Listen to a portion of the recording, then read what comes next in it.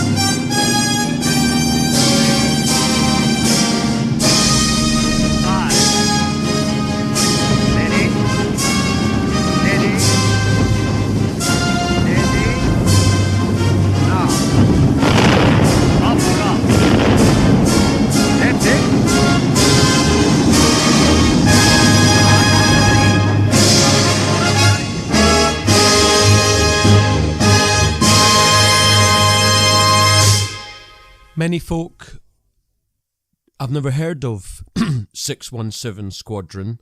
They've heard of the 633 Squadron because there was a movie of that name. It was actually a fictional account of a fictional action in World War II by the RAF.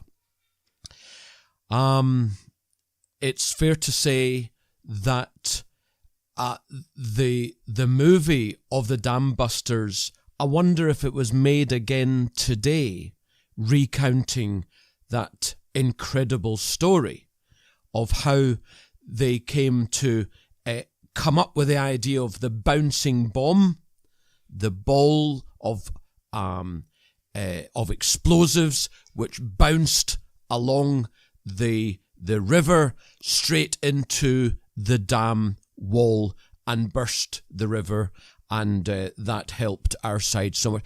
I wonder if they could recreate I was going to say the excitement.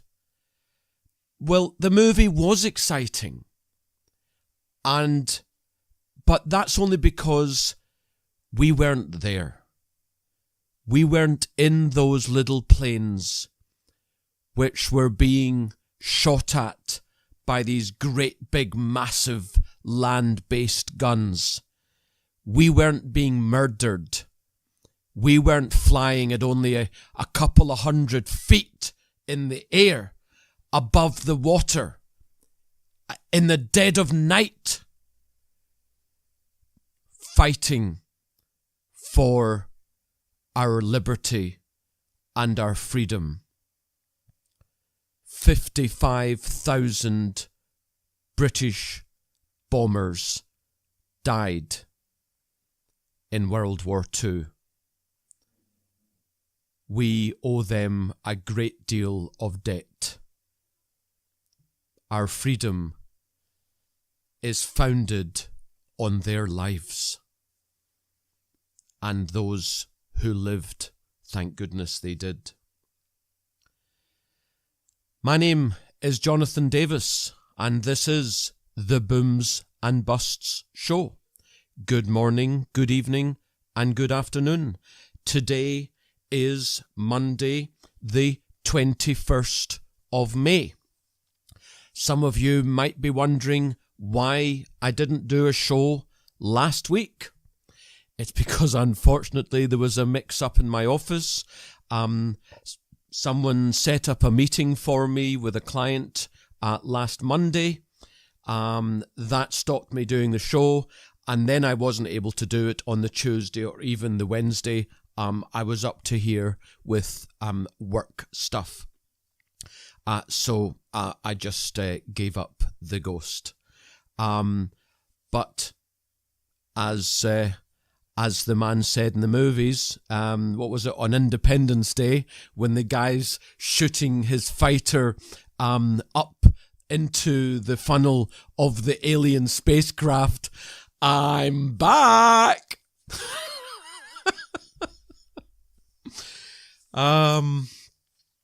So much has been happening over the last couple of weeks that, we have to comment on it. We have to note it, because otherwise in this fish and chip wrapper news cycle that we have, unless it's lefty, we'll hear it once and we'll never hear it again.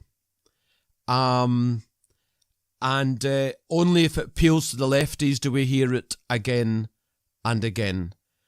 The tragedy of mainstream news, it's truly, truly ugly. Going back to the Freedom March that took place 2 or 3 weeks ago at Downing Street, Gerard Batten, who is he not the leader of the Kippers, he tweeted on May the 12th, "I've just heard a man at the Freedom March last Sunday took his children for a day out. One child told his primary school teacher, who then reported the father to the police. He was then summoned to meet the police at the school.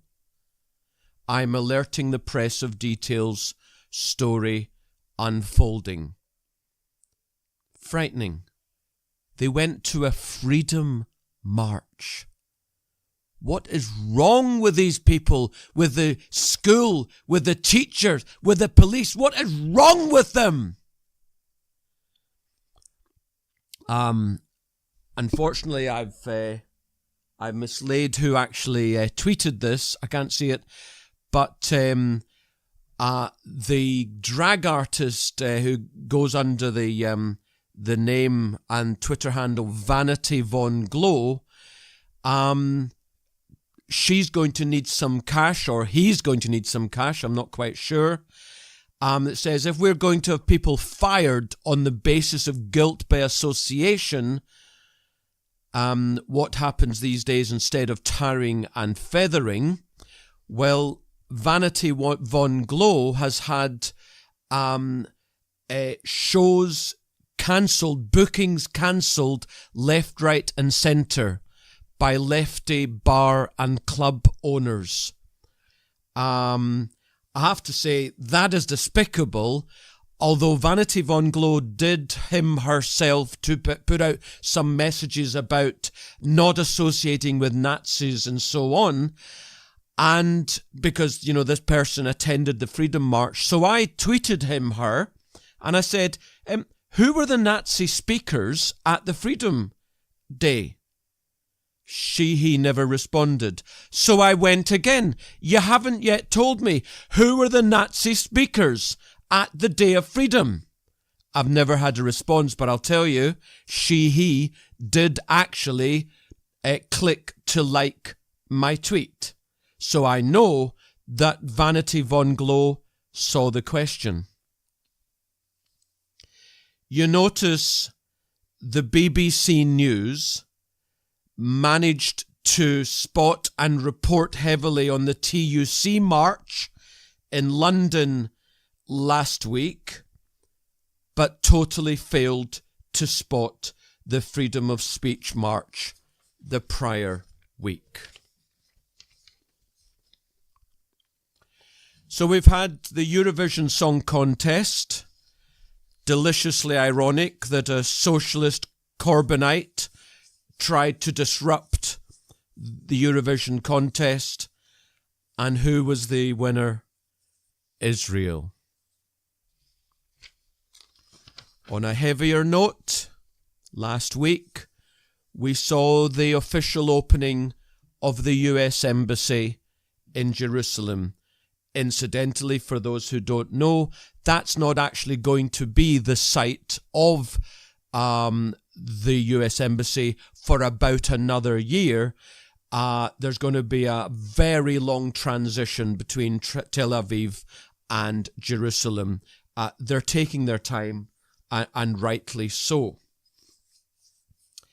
The United Nations Agency for the Palestinians, UNRWA,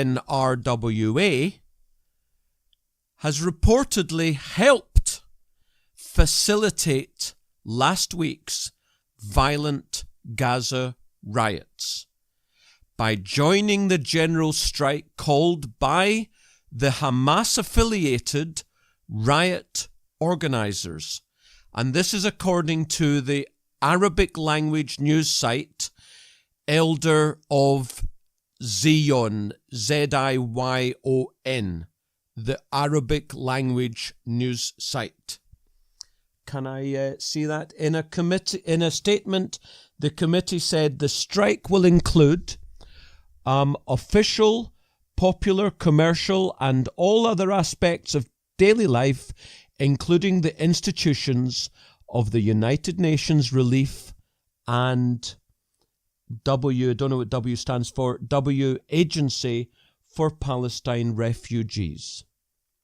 Tens of thousands of people in the Gaza Strip are preparing to take part in marches called the Return Million, today and tomorrow, Monday and Tuesday, to commemorate the Nakba and protest the transfer of the US Embassy from Tel Aviv to Jerusalem. Yeah. Do you actually know, listener, that, whereas all over the media, all over politics, all over the world, all you heard was Israel massacred hundreds of poor, downtrodden Palestinians. First question. Why would terrorists send innocent young children to a militarized border that they aren't allowed to cross? 58 people were killed that day. This is not an issue for which we can smile at all.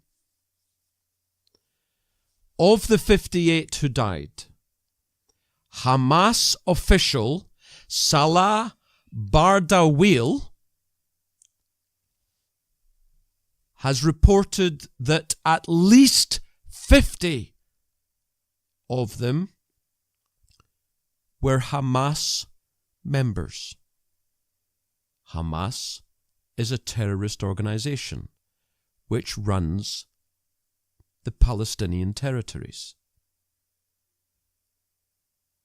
All of the outrage that you saw in the mainstream media last week was over individuals who belonged to a jihadist, terrorist organization.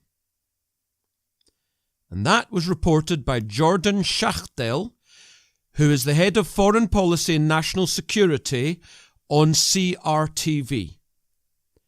He used to be at the International World Politics Organization. Lisa Daftari, whose bio says that she's tackling ISIS and Hezbollah, and she's countering cyber terrorism. She's an Iranian native. She's a Middle Eastern national security expert, and she is fluent in 4 languages. She is the founding editor of Foreign Desk News. This is what she wrote, and I quote, "There are many honest, Palestinians in Gaza that I've interviewed that will tell you their anger is directed more toward Hamas than Israel. That's what the mainstream media isn't telling you. They're oppressed because they're ruled by terrorists, not because the US Embassy is now in Jerusalem. Unquote. Front Page Magazine reports thousands of Gaza Hamas thugs attack Israel for $100 or more per day. Gareth Sturdy wrote, "As a journalist, I spent a fair bit of time working with Palestinians here and abroad. And this is the same conclusion as I came to."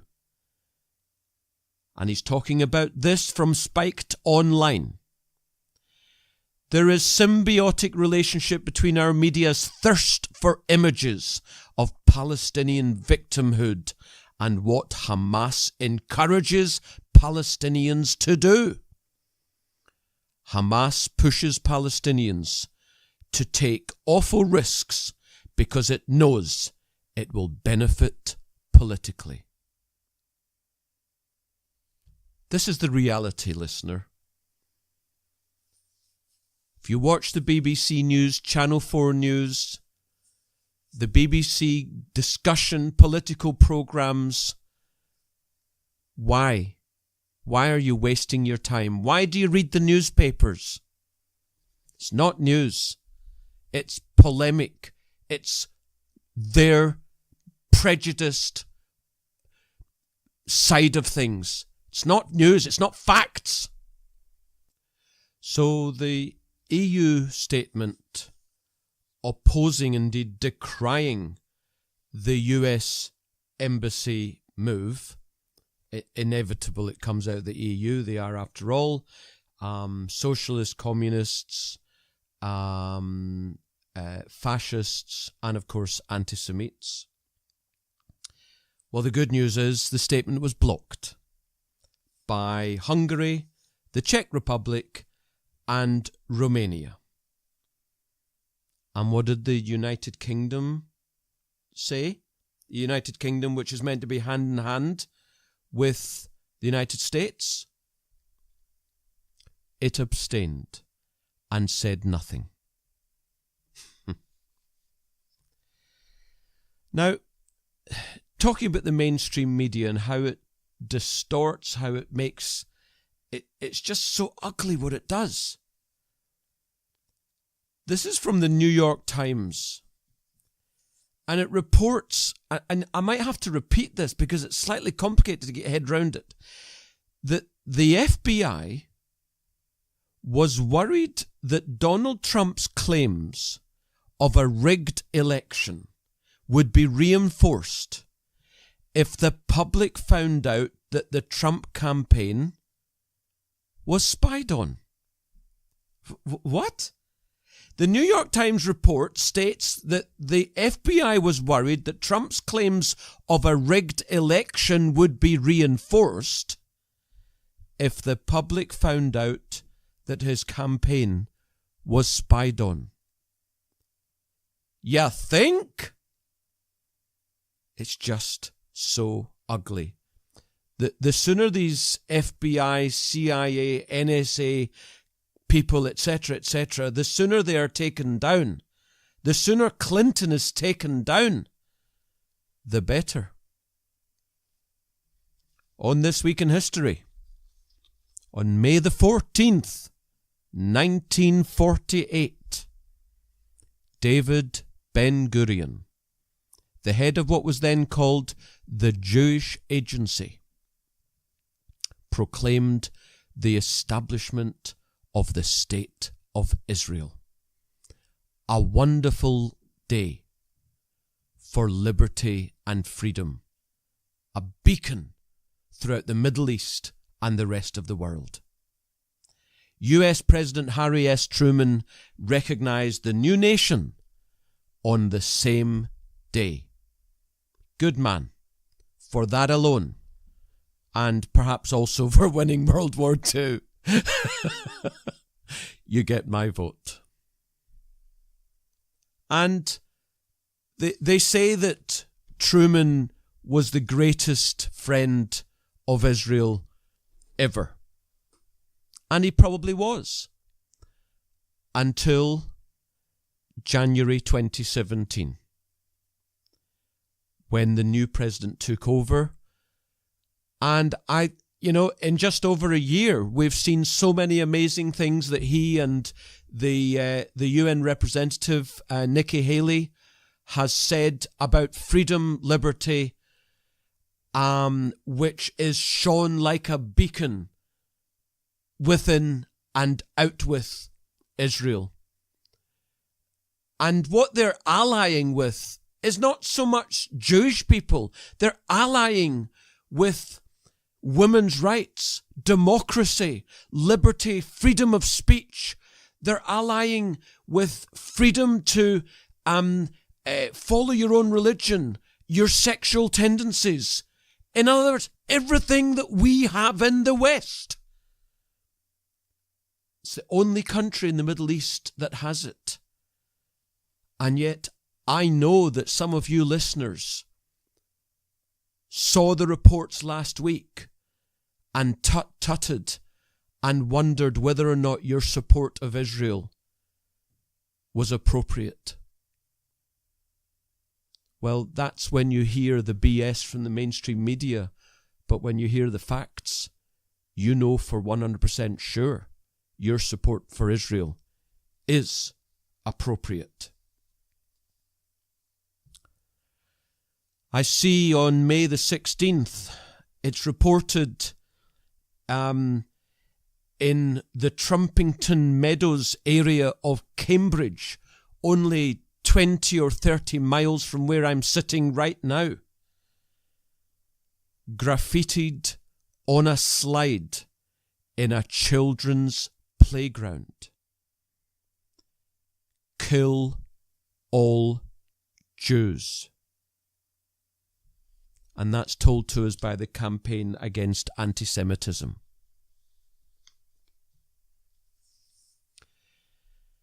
I wonder if whoever put that will ever be found. I wonder if ever they'll repair the slide, or if they'll just let the children of Trumpington Meadows area of Cambridge see the phrase, "kill all Jews," for the years that they play at that slide.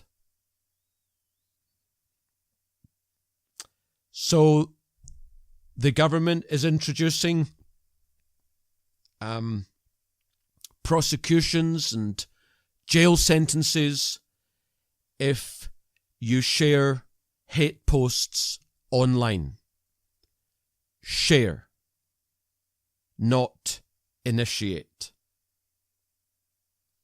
Such as sharing comment on racist or anti-gay postings. If you have a big audience, you can expect a 3-year jail sentence. If you don't, typically you'll only get a 1-year jail sentence. If you troll, you'll get 6 months in prison. And of course, the authorities have already said that the context is no longer material. It's just whether or not someone is offended. Because that was the judgment in the Count Dackula case that I went through in detail a couple of weeks ago. The context is no longer relevant. So if it's a joke, like what he made his little pug dog do when he would call Sieg Heil, the dog would put out his paw as in a Nazi salute. And he said at the beginning of the video that he posted, "This is playing a joke on my girlfriend who thinks that my dog is cute." the context in British law is now irrelevant. You think 1984 isn't here in the year 2018? It is here right now. A chap by the name of Ben McDonald, he mocked a piece by the, I don't even know what you call them. I'm not going to describe them. The name of the organisation is Slate, S-L-A-T-E. The piece that they published said, the title was, "What Iran Can Teach America About the Fight for LGBTQ Rights." Apparently, Iran can teach America about LGBTQ rights. So Ben McDonald mocked the absurd piece. So Twitter suspended Ben McDonald. As you know, I was suspended a few weeks ago. And another thing happened last week. Twitter stopped my account, and it required me to click on a little CAPTCHA thing, which they said would automatically launch an AI investigation into everything I've done on Twitter. Well, there was no way around it, so I pressed the CAPTCHA, and that was the last I heard of it. You're now free to use Twitter. So in the last few days, some computer algorithm has been going through all my tweets, all my retweets, all my likes, all my deleted tweets, because they're never deleted, are they? Nothing you ever post is ever truly deleted. It always stays in the ether, in the cloud. And I haven't heard from them yet. If I'm going to hear from them, I'm going to hear from them during this week, the week commencing the 21st of May. But I'm now on the watch list, listener. The Twitter watch list. As I wrote recently, because the Twitter share price has been doing fantastically well, my shareholding is up literally about 100%. I bought it $16, which was very near the all-time lows. It's currently, as I speak, let me just go to the chart, and it is currently 33.37. I'm up over 100%. Well, that's all right. As it happens, it's got a lot more to do than that. As I tweeted, I hate the company, but I love the share, and I love the product. Although the product, of course, is intertwined with the company. But hey-ho, I'm an investor. What am I going to do? I spot an amazing opportunity. It's dirt cheap. It's Twitter, for goodness sake. And it's gone down from, I don't know, let me pull that chart up again that I just had a quick look at there. Change that to a weekly chart. There we go. So Twitter launched in 2013 at $40. At $50. Promptly went down to 40. Promptly shot up to 75, and it's been down to it's been down to $14. I bought it at 16. I think it's got a long way to go. I mean, it's not going to hold at 75. It's going to blast right through that. I wouldn't be surprised if I make 1,000% on it. I wouldn't be surprised if I sell at $160 in 2, 3, 4, 5 years. But as I said to someone who's something associated with finance, he does something He publishes things, very bearish things, I hasten to say. I'm probably never going to sell that share. I think it's probably going to produce dividends and a massive payoff to me over the years and possibly decades. Imagine if you'd owned Facebook at the lows. Imagine if you'd owned Google at the lows. Well, I see no reason why Twitter can't be similar. When I say similar, I'm maybe not as big as Google, maybe not as big as Facebook, but I see no reason why I can't make hundreds of percent. But that's we'll see whether or not that happens. Yasmin Mohammed, an ex-Muslim, her Twitter handle is Confessions Ex-Muslim. She tells us that the Maldives are proud of the fact that they have achieved their 15-year goal of having a 100% Muslim country. I think it's fair to say I will never in my lifetime visit the Maldives. In fact, when you think about it, I will never visit the Maldives after my lifetime. That's a funny way of putting it. And Mauritania, I don't even know where Mauritania is, and frankly, I don't wish to know, because it's just passed a law mandating the death penalty for blasphemy. The world is an ugly place, listener. Neo-Nazi leader Jeremy Bedford Turner, isn't it interesting, his double-barreled name, convicted of incitement to racial hatred because he made a speech in which he included the phrase, "Let's free England from Jewish control." This was a landmark legal victory won by the campaign against antisemitism.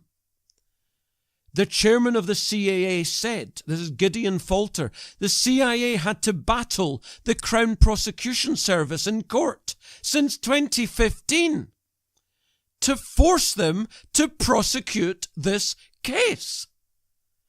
But a speech that took us and a jury moments to understand as a clear-cut case of incitement was repeatedly and wrongly dismissed by the CPS. There was a unanimous conviction by the jury of incitement to racial hatred. The CPS would not prosecute. Eventually they were forced to.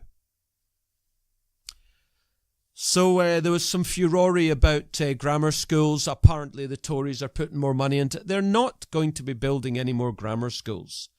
And I doubt there's going to be a single more grammar school student. They're just putting a bit of money into schools that have been abandoned. Just remember this. Jeremy Corbyn went to a grammar school. John McDonnell, grammar. Tom Watson, grammar. Keir Starmer, grammar. Diane Abbott, grammar. Francis O'Grady, grammar. Len McCluskey, grammar. So, LBC, national broadcaster, they did an extensive 6-month anniversary coverage of Grenfell. But what did they do after 6 months after the Manchester Arena terrorist act? Nothing. The media is complicit in downplaying and ignoring Manchester every way possible. Just remember,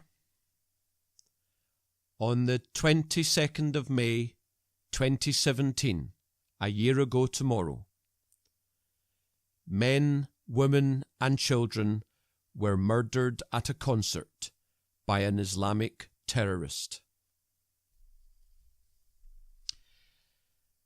At the start of May a United Nations Special Rapporteur, the Zambian-born Los Angeles professor Itendaye Akiumi announced the following: "My mission across the country,"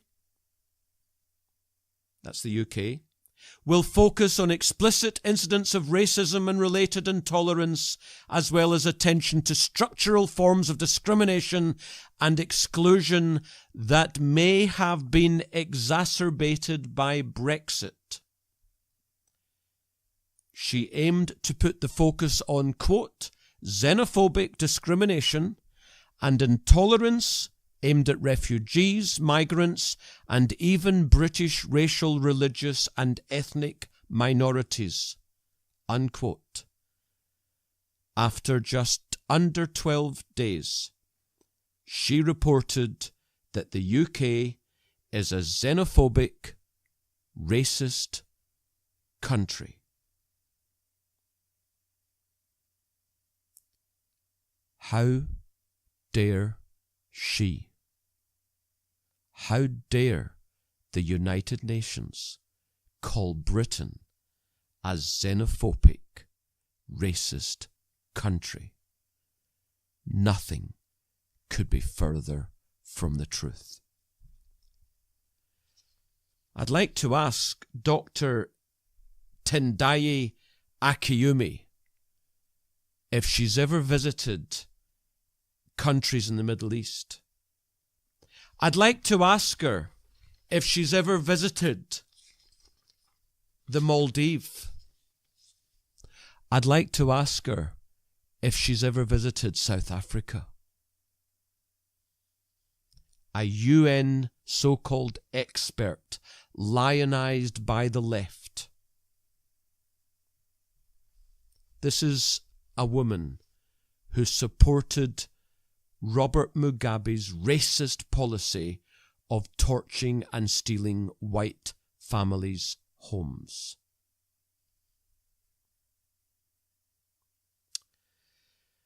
Talking of Brexit, there have been surveys across the EU, and the top two priorities for the people in the UK, Denmark, France, Germany, Greece, Sweden, Finland, Poland, and Lithuania are all immigration and terrorism. Damn that Nigel Farage. How dare he say the things that he's been saying for 20-odd years. In the Sudan, Noura Hussein, age 19,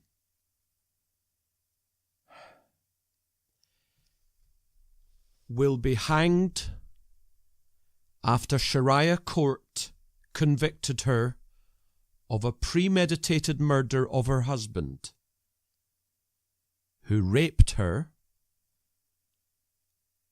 as the family held her down. In Pakistan, the Daily Mirror tells us, and there's a photo there of a man with his eyes with big massive patch round his head and over his eyes. His eyes were gouged out by a spoon, with a spoon, by the family who didn't agree with his choice of bride.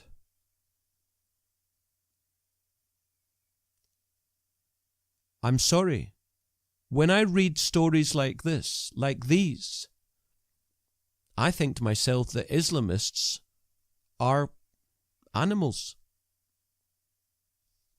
And as someone said to me yesterday, but not all Islamists, to which I responded, you might be right, but why are the ones who aren't? Why aren't they shopping the ones who are? Why do we have hundreds of cases of female genital mutilation in this country alone every single year? And not one person has ever been prosecuted. Not one.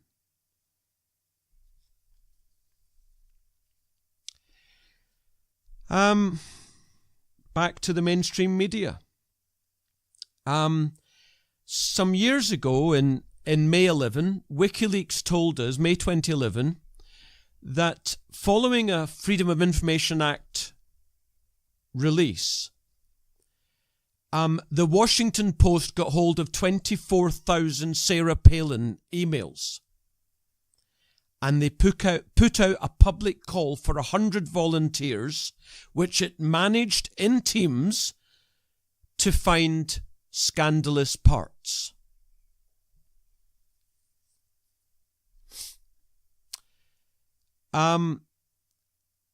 They've avoided doing anything at all about Hillary Clinton's 30,000 Freedom of Information Act emails. They've not done a single thing. The Washington Post, owned by, if you didn't know, Jeff Bezos, the founder and CEO and 100 billionaire of Amazon. Weird thing about Owen Jones.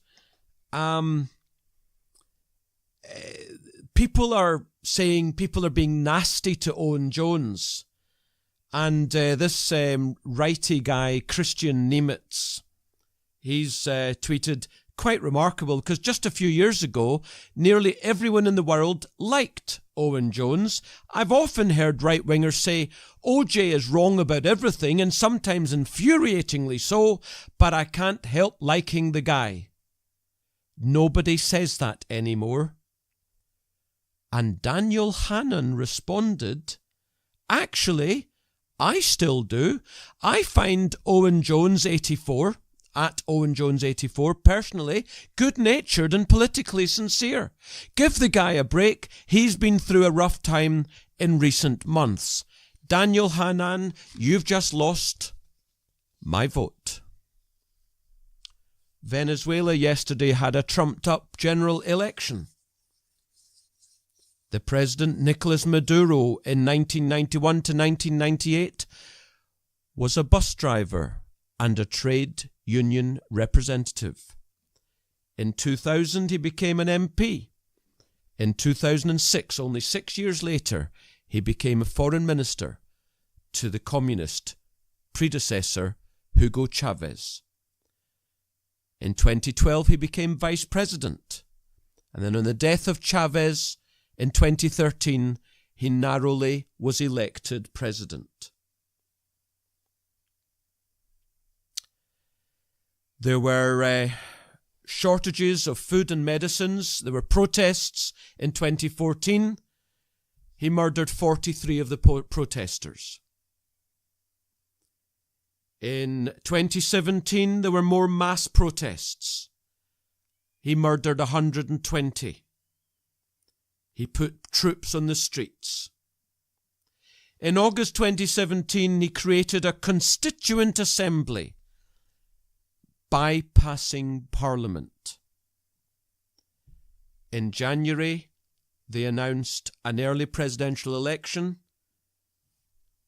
In January 17, they caught the weakened opposition off guard. Yesterday, they held a presidential election that he won. They've got practically 10,000% per annum inflation. They've got 85% of the population starving. This is not some African military junta. This is a country with the largest oil reserves in the world. Bigger than America, bigger than Saudi Arabia. In 1950, Venezuela had the fourth largest GDP per capita in the world. It's now 81st. Remember, per capita is an average. GDP this year is likely to contract 15% in 1 year. The 5th consecutive year of a falling economy. It's getting on for 10,000% per annum inflation, as I say. Oil production has collapsed. There is basically no health system now. There is a food shortage. There is a consumer goods shortage, including the joke one, but it is totally serious. There's no toilet paper. And the communists in Britain, and I'm talking about the Labour Party, of course, only until quite recently they told us how wonderful Venezuela was. A wonderful socialist state. Now, wrong type of socialism. Every single time socialism messes up an economy, the socialists in the other countries always say it was the wrong type of socialism. Talking of which, the Guido Fawkes website helpfully tells us that the FT, Financial Times, has a long history of covering European politics admiringly. On the 19th of June 1933, they did a special supplement on the Renaissance of Italy with the subtitle Fascism's Gift of Order and Progress.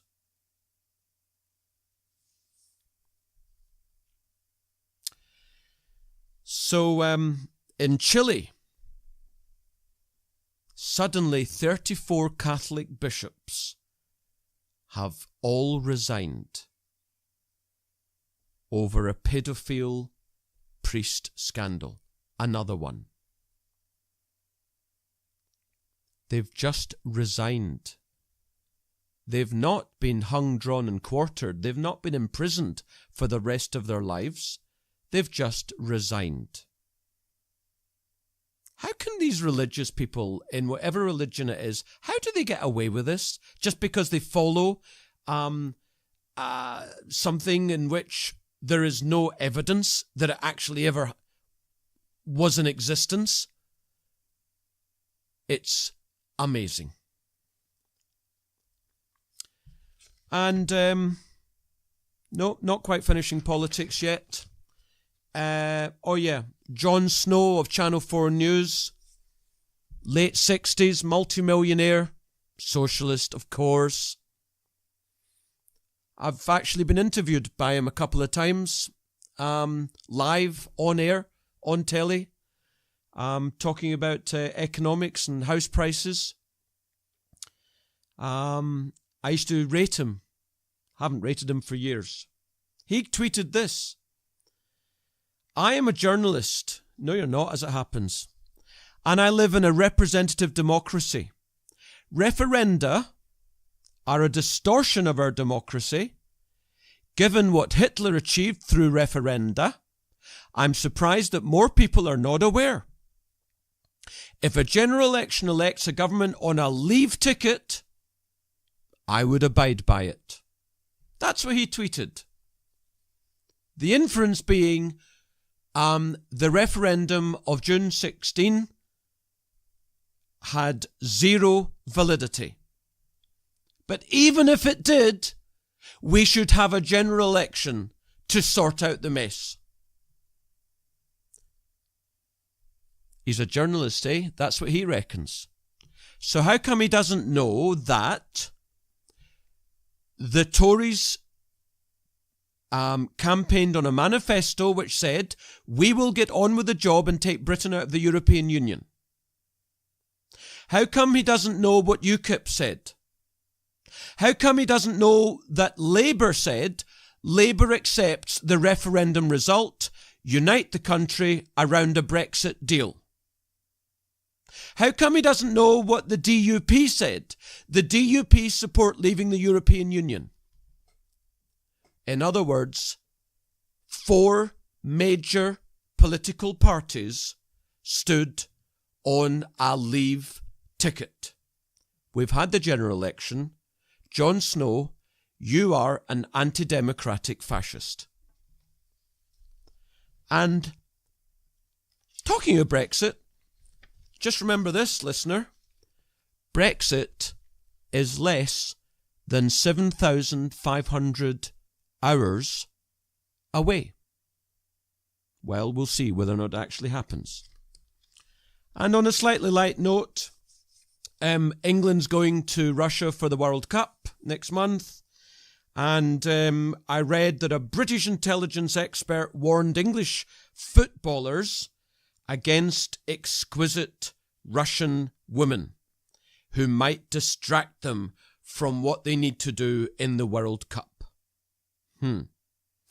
Well, it seems to me, it strikes me that if England footballers are targeted by Russian honey traps, the chances of them showing much resistance is approximately, give or take, around 0.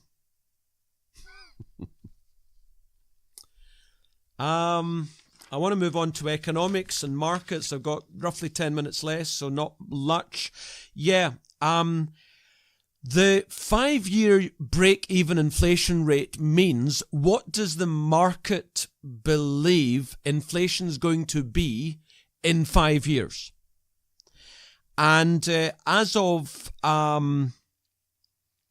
last month, the 5-year US break-even inflation rate was the highest point in 5 years since April 2013. So the markets expect inflation in 5 years from now to be at the highest level that the market has felt about this for the last 5 years. Inflation's coming. We see that UK wage growth is up around about 2.5%. Note that it is actually lower than consumer price inflation, which is lower than retail price inflation, and naturally is lower than true inflation if you go on to shadowstats.com. People will cheer when they get their wage rises, but I can tell you, national wages are not going to rise as much as inflation. So President Erdogan of Turkey, that fascist Islamic state, is now telling the central bank to keep interest rates low. And incidentally, the Turkish lira has fallen and fallen and fallen for years. The average pay in Turkey now per annum is like £1,500 a year. The Turks are in a desperate state. I have to apologise to you. A couple of months ago, I was telling you that South Africa, without a shadow of a doubt, was going to be the next Venezuela. Actually, I might be wrong about that. It's a close toss-up between South Africa and Turkey. They are, of course, both fascist communist states, just like Venezuela. Think about that. 3 quite major countries in the world, Turkey, South Africa, and Venezuela, are having the most terrible time right now because of fascist, communist, socialist dictators. And it's happening right now. Incidentally, 1/3 of all jailed journalists in the world are in Turkey. Jon Snow, that's the story, not what you and your team on Channel 4 News keep banging on about. Haven't got time to do the East Coast rail lines. 55 minutes. Got to move forward. There is a great chart, which I'll probably put up actually on the Twitter feed. The Bank of America Merrill Lynch, they are showing that rolling 10-year annualized returns for commodities are now showing at minus 6.5%. So basically, if you'd invested in the last 10 years in commodities, you'd have lost 6.5% per annum. The last time they were this low was the early 1930s. Commodities are stupid, dirt cheap. Stock markets, you get bears all over the show. So the market came down 10% and all that kind of stuff. We're headed into another 2008. Zero Wedge came out. Mick Shedlock came out. Peter Schiff came out. Oh, you know who I'm talking about. Jim Rickards came out. All these guys, the usual suspects, they come out. This is it. Finally, we have got what we've said is going to happen for years. No, still not happening, guys. Small caps are back to all-time highs. Tech stocks are just under all-time highs, new all-time highs. And the S&P and the Dow are not breaking down. Major broker dealers, as in the Goldman Sachs, the JP Morgans of the world, they're at all-time highs. You don't get bear markets when you get so many good things happening in the stock markets. Global stocks are doing handsomely. Emerging markets are picking up. Everyone's saying the dollar's rising, so emerging markets are toast. Well, the fact is the dollar's been rising for weeks, and emerging markets, it's true, has pulled back, but it's holding its own. Look, if the markets were going to crash, they'd have crashed.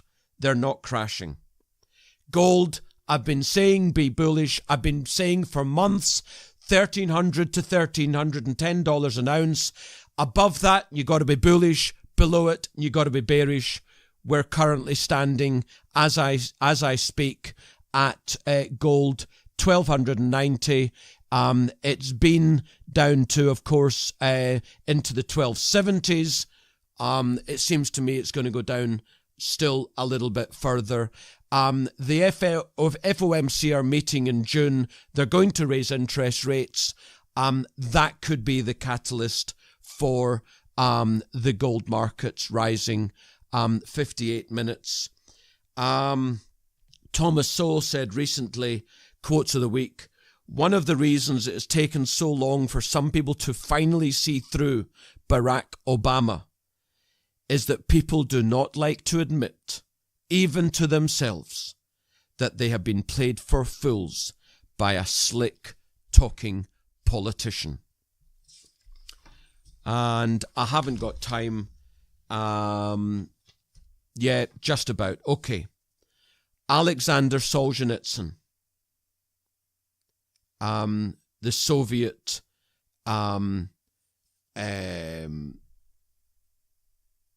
freedom fighter and philosopher. How we burned in the prison camps later, thinking, what would things have been like if every police operative, when he went out at night to make an arrest, had been uncertain whether he would return alive? If during periods of mass arrests, people had not simply sat there in their lairs, paling with terror at every bang of the downstairs door and at every step on the staircase, but had understood they had nothing to lose, and had boldly set up in the downstairs hall an ambush of half a dozen people with axes, hammers, pokers, or whatever was at hand, the organs would very quickly have suffered a shortage of officers, and notwithstanding all of Stalin's thirst, the cursed machine would have ground to a halt. I've had a blast. I'll see you next week, barring people putting meetings in for me on a Monday.